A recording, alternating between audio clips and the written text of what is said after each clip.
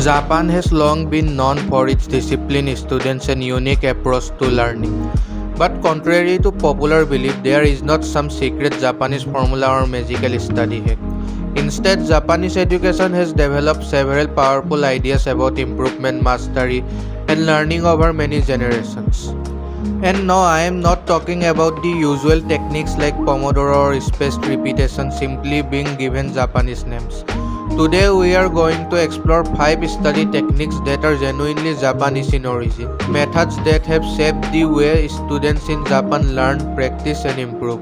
Some of these techniques come from classrooms, some come from cram schools and some come from Japanese philosophy itself.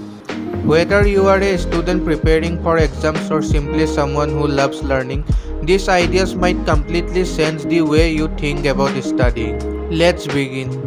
The first technique is Hansei, a Japanese practice that focuses on honest self-reflection. After a test, study session, mock exam or any important performance, you take a step back and ask yourself a simple question: what can I learn from this? The purpose of Hansei is not to criticize yourself or feel bad about your mistakes. Instead, you treat every mistake as useful information that can help you improve in the future. Think of yourself as a scientist studying an experiment. If something did not work, you don't get emotional about it.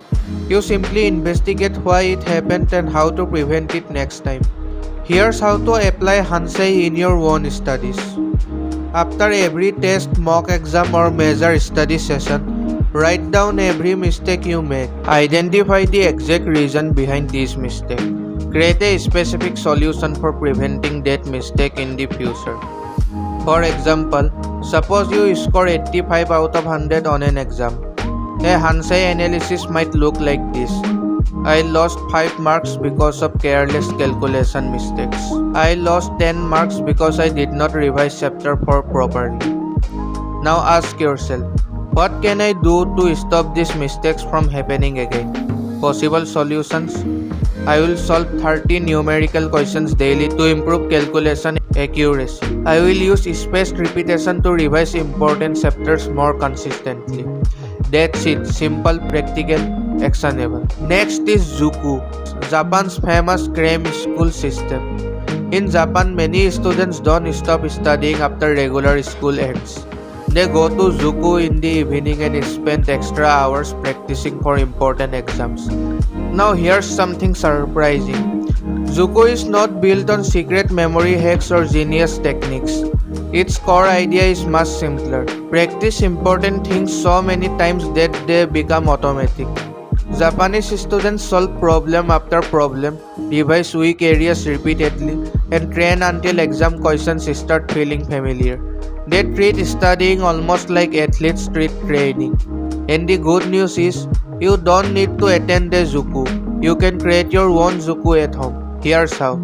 Take one-time mock test every week under real exam conditions. Solve previous year questions PYQs daily. Keep a weakness list where you write down chapters and topics you struggle with.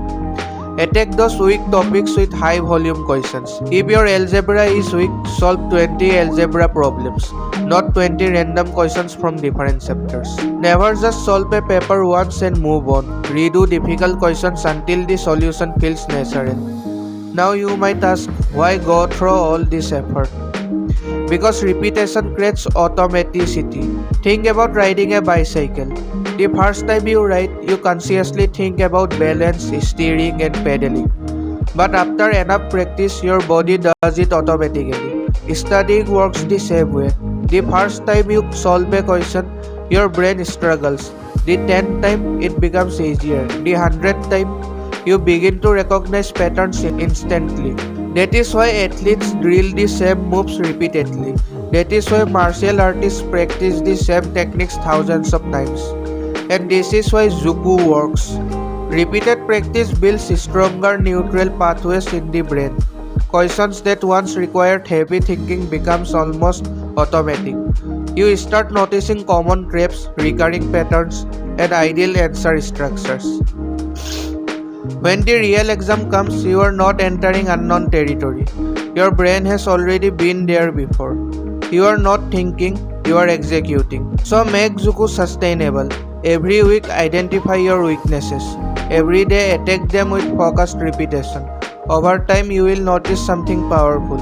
The questions did not become easier, you became stronger. The third technique is Jugyō Kenkyū. In Japan, this originally refers to lesson study, where teachers observe lessons, analyze what worked, improve them, and then teach again. But students can apply the same idea to their own learning.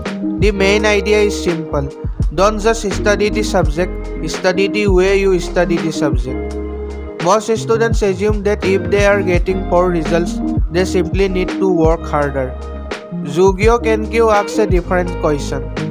What if the problem is not my effort, but my method? Think of yourself as a scientist running experiments on your own learning process. Your study methods are not fixed rules, they are experiments. If a method works, keep it. If it does not work, improve it. Here's how to apply Jugyō Kenkyū in your studies. Study using your current method. Observe what parts of the method work and what parts don't. Identify the bottlenecks and inefficiencies. Modify your study process. Test the new method and observe the results. For example, suppose you study for 4 hours straight. After observing your study session, you notice something interesting. The first 2 hours are highly productive, but during the last 2 hours, your focus drops significantly. Now you have identified the problem. The issue is not that you are not studying enough. The issue is that your study method may not be using your energy efficiently. So you improve the system. Split the 4-hour session into focused study blocks. Switch subjects every 90 minutes to avoid mental fatigue. Add short review sessions between study blocks. Then observe the results again. Did your focus improve? Did you retain more information? Did studying feel easier? If yes, keep the new method. If not, modify it further and test again. Notice something important. You are not changing methods randomly. You are changing them based on evidence. Over time, your study system becomes more refined and better suited specifically for you. Because the best study method is not always the one that works for everyone. It is the one that works best for you. The fourth technique is Kaizen. In Japanese, Kaizen simply means continuous improvement. The idea behind Kaizen is surprisingly simple. Instead of making huge changes all at once, make small improvements consistently over time. Many students make the mistake of relying on motivation. One day they feel inspired and decide from tomorrow I will study 12 hours every day. They manage it for a few days, become exhausted and eventually quit. Kaizen takes a completely different approach. Instead of asking how much can I do today, Kaizen asks what small improvement can I sustain for a long time. The goal is not to improve rapidly, the goal is to improve consistently. Here's how to apply Kaizen in your studies. Start from your current level. Make small improvements only when your current level feels sustainable. Increase gradually over time. If the new level feels overwhelming, reduce it slightly. Focus on consistency rather than intensity. For example, suppose you currently study for 1 hour every week. After a week, you realize that 1 hour feels comfortable and sustainable. So you increase it to 1 hour and 15 minutes. After another week, if that also feels manageable, you increase it again. Over months, these small improvements accumulate. Now it does not necessarily mean you have to increase specifically 15 minutes weekly. You can increase by whatever you are comfortable with. You can even increase it by 1 hour if you are comfortable. Eventually, you may reach 3, 4 or even more hours of focused study per day. Not because you forced yourself to suddenly work harder, but because you gradually build the habit over time. Notice something important. Kaizen is not about endlessly increasing your study hours. Improvement does not always mean studying longer.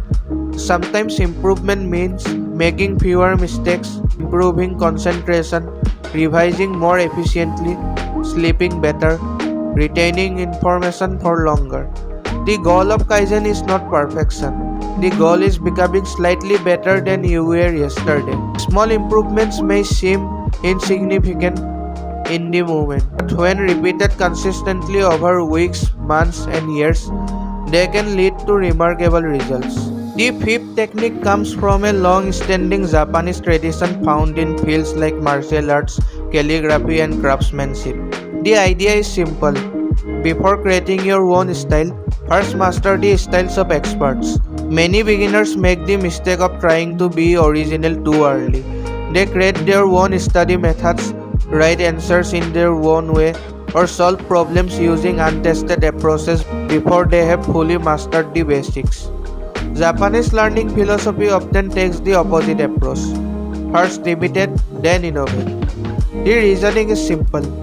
You cannot improve upon something if you do not first understand it deeply. Here's how to apply this technique in your studies. Find high-quality answers written by toppers, teachers, or experts. Study how they structure their answers. Notice how they explain concepts, use keywords, and organize information. Try to reproduce those answers from memory. Once you have mastered the structure, gradually develop your own style. For example, suppose you are preparing for a history exam. Instead of immediately writing answers in your own style, first study model answers written by toppers. Observe how they begin the answer, organize points, and conclude the explanation. Then close the book and try to recreate the answer yourself. Over time, you will naturally absorb effective writing patterns and develop your own style. Notice something important. Copying does not mean cheating. You are not copying during the exam. You are copying during practice in order to learn. Artists copy master paintings. Martial artists copy techniques from their teachers. Musicians play the works of great composers. Students can do the same thing. Eventually, after mastering the fundamentals, your own unique style will emerge naturally. First mastery, then originality. Alright, that's it for this video. I will see you in the next one.